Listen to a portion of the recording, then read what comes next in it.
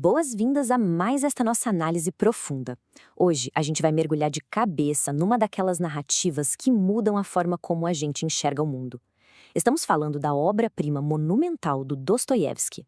Sabe aquela história onde cada detalhezinho, cada conversa e até os silêncios carregam um peso absurdo?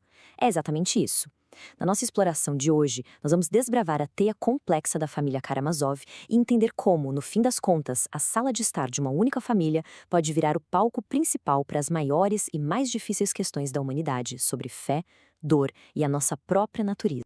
Bom, para organizar a nossa conversa, nós vamos passar por 5 pontos centrais. A gente começa com a raiz envenenada, segue para a paixão, intelecto e espírito, depois o famoso escândalo no mosteiro, mergulha em orgulho e humilhação e, por fim, chegamos à beira do abismo. Então vamos lá. Ponto 1. A raiz envenenada. A verdadeira origem de todo o caos dos Karamazov. Olha, para entender os grandes debates e as brigas dessa história, a gente tem que olhar para a base de tudo. Aqui, o mal não é uma coisa abstrata que cai do céu, sabe? Ele começa dentro de casa e tem nome e sobrenome. Fyodor Karamazov, o patriarca da família. E ele não é só um pai ausente, não. Ele é um proprietário grotesco, um cara que age quase como um parasita. Para você ter uma ideia, ele casou 2 vezes, sugou todo o dinheiro das esposas, tratou as duas com uma brutalidade terrível e, no fim, simplesmente abandonou os 3 filhos à própria sorte. Sem dinheiro, sem afeto, sem nada. É essa negligência total que cria o que a gente chama de raiz envenenada. Esses meninos cresceram basicamente como órfãos, carregando uma instabilidade e um ressentimento profundos desde muito cedo. O que nos leva ao segundo ponto. Paixão, intelecto e espírito, as marcas dos 3 irmãos. É desse ambiente completamente tóxico que surgem os 3 filhos legítimos. E essa sacada genial aqui é ver como cada um deles desenvolveu um mecanismo de defesa, um arquétipo totalmente diferente para lidar com o trauma desse abandono. O mais velho, o Dmitri, é a pura explosão. Ele é movido pela paixão desordenada e vive batendo de frente com o pai, exigindo o dinheiro que ele acha que é direito dele. Já o Ivan é o extremo oposto. Ele é a inteligência fria. Ele sente tanta vergonha da origem dele que reage com um orgulho tremendo, tipo uma autossuficiência de quem não quer depender de ninguém. E aí tem o Alyosha. O Alyosha é o espírito. Ele vive num desapego material e numa confiança nas pessoas que acaba desarmando todo mundo ao redor dele. São literalmente 3 caminhos, 3 respostas humanas completamente distintas para o mesmo veneno. E é justamente o Alyosha que puxa a gente para a dimensão espiritual de toda essa confusão. Ele decide virar noviço. Mas calma, não é uma fuga do mundo, não é covardia, muito pelo contrário. No meio do caos da família dele, ele vai para o mosteiro buscar uma verdade ativa. Ele quer seguir os passos de um guia espiritual, o Starets Zosima. Um Starets é esse ancião a quem o discípulo entrega completamente a própria vontade. Isso é muito forte, porque contrasta demais com a desordem sem limites do pai dele. Para ele, não é uma prisão, é uma escola de disciplina rigorosa para tentar curar a moral e salvar a própria alma. E os ensinamentos desse ancião, o Zósima, são de explodir a cabeça de tão lúcidos. Ele faz uma diferença claríssima, que praticamente explica as atitudes de todo mundo na história. Ele fala do amor ativo contra o amor em sonho. O amor ativo, gente, é carne de pescoço. Ele é duro, exige paciência, trabalho suado, disciplina e olha para as falhas reais e concretas do outro. Já o amor em sonho é pura encenação. É aquela vontade de fazer um sacrifício rápido só para sair na foto, buscar aplauso e glória imediata. A grande mensagem do Zósima é que a verdadeira certeza na vida só vem botando a mão na massa com esse amor difícil e concreto. E isso joga a gente no ponto 3. É aqui que as coisas saem do controle. O famoso escândalo no mosteiro. Imagina a cena. A família marca uma reunião no mosteiro para tentar mediar os conflitos financeiros entre o Dmitri e o pai. Tinha tudo para ser civilizado, certo? Errado. Viram um circo, com o pai, o Fyodor, dando o maior vexame. E no auge daquela tensão toda, o Zósima crava essa frase: sobretudo, não mintas a ti mesmo. É um tapa na cara. Ele lê o Fyodor perfeitamente. Ele percebe que todo aquele teatro, toda aquela palhaçada do pai, é um mecanismo de defesa baseado numa auto-mentira constante. Porque veja bem, quando você mente para si mesmo, você perde o respeito próprio, afunda no ressentimento e precisa ficar arrumando briga e encenando ofensas só para não ter que encarar a própria realidade. Mas não vai achando que dentro do mosteiro é tudo paz e luz. Lá também rola um contraste pesado sobre o que significa santidade. De um lado, a gente tem a visão profunda e caridosa do Zósima, que é lúcida, abraça quem erra e conforta de verdade quem está sofrendo.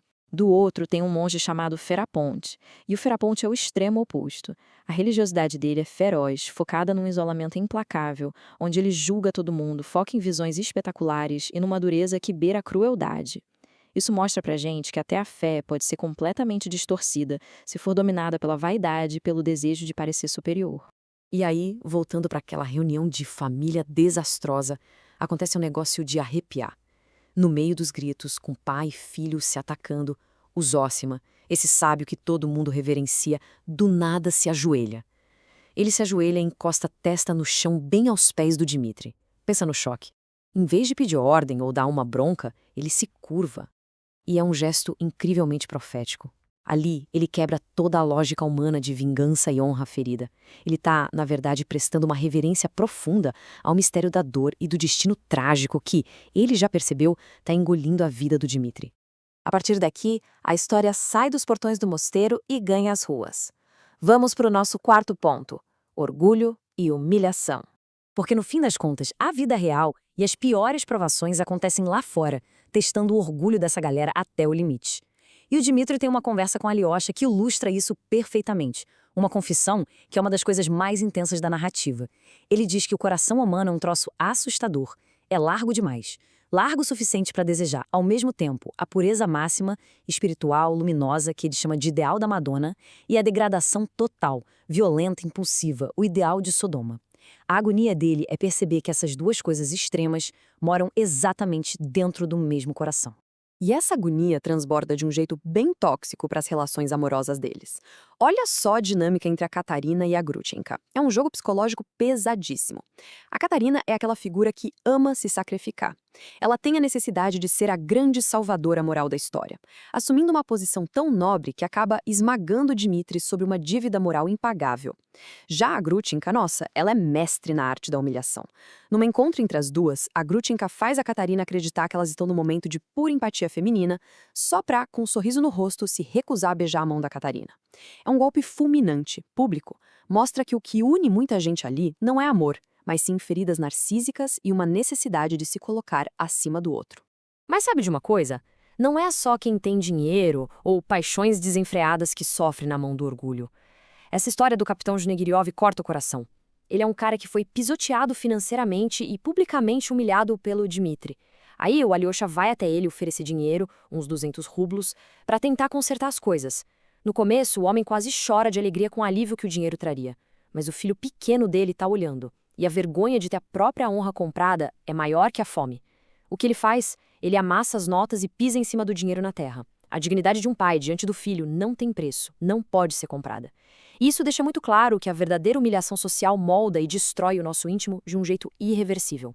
O que nos traz, enfim, ao quinto e último ponto, uma guianada para as sombras da nossa análise: à beira do abismo. Porque se as paixões e os orgulhos feridos já causam estrago, tem algo muito pior cozinhando nos bastidores: as ideias tóxicas. E é aqui que entra o Smerdyakov. Pensa numa presença que gela a espinha.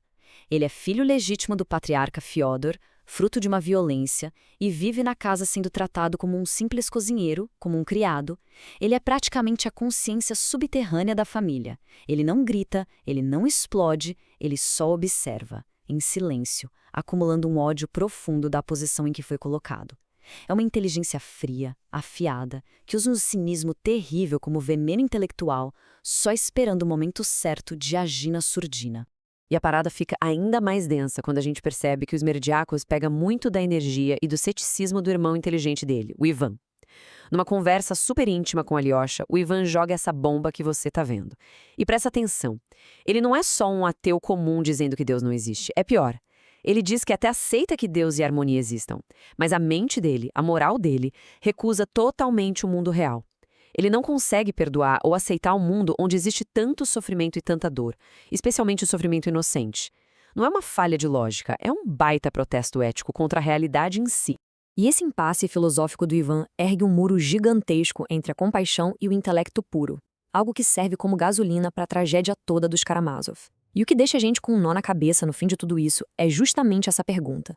Se a ordem divina pode ser compreendida no nível das ideias, por que é tão insuportável engolir a dor da nossa própria realidade? Até que ponto a nossa própria cabeça, a nossa própria revolta ética, sabota a nossa capacidade de viver e perdoar o mundo imperfeito ao nosso redor? Fica aí a reflexão para vocês. Muito obrigada por mergulharem em mais esta análise com a gente e até a próxima.